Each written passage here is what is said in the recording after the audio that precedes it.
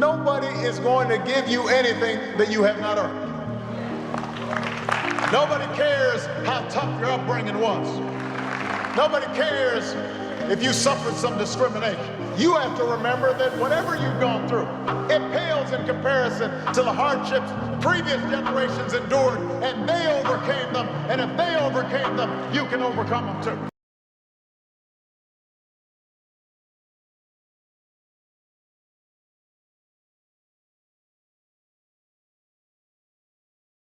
We like to think of ourselves as rational beings, calmly steering our lives with logic and wisdom.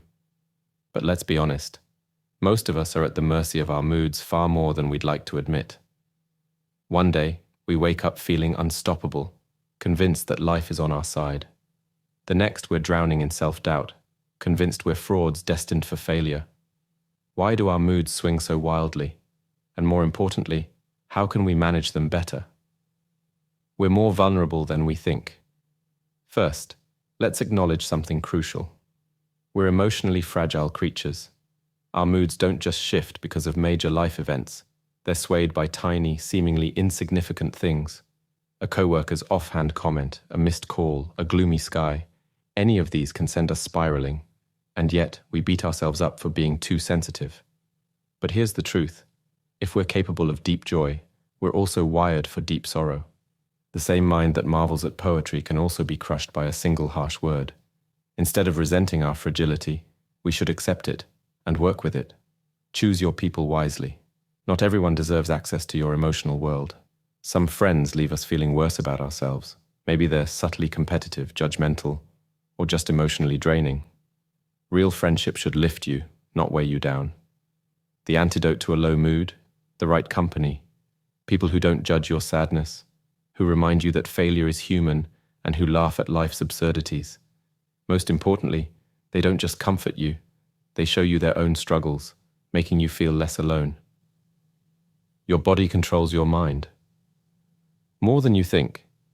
Ever noticed how everything feels hopeless when you're exhausted, or how a bad mood lifts after a meal or a nap? Our emotions are deeply tied to our physical state. It's humbling to admit that our deepest existential crises might just be dehydration or sleep deprivation, but it's also liberating. Before you decide your life is ruined, ask, have I eaten, slept, moved my body?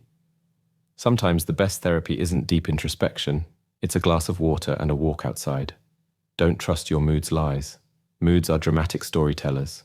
They whisper or scream, you'll always be alone, you'll never succeed, you're a failure. But a mood is not a prophecy. It's a temporary state, not a truth. The trick: disrespect your mood. If it tells you to hide, go out anyway. If it says you're unlovable, text a friend. Act against it, and you'll remember, moods pass. Your sadness might be grief in disguise. Often, our worst moods aren't about the present. They're echoes of old wounds.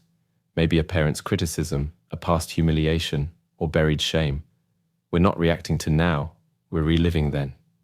When self-loathing strikes, ask, whose voice is this? Separate past pain from present reality. You're not that helpless child anymore. Keep a small light on. Even in the darkest moods, hold on to one sane thought. This will pass. I am not my worst day. Like a pilot light in a storm, keep that tiny flame of self-kindness alive. This too shall pass isn't just a cliche. It's a law moods love to pretend they're permanent. But nothing in life stays the same, especially not emotions. You've survived every bad mood before. You'll survive this one.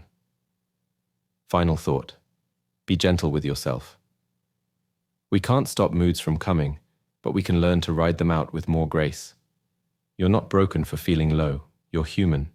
The goal isn't to never feel sad. It's to remember that sadness doesn't define you. So next time a dark mood hits, don't panic. Breathe, wait, and trust. The sun will rise again. And until then, be kind to yourself. You're doing better than you think.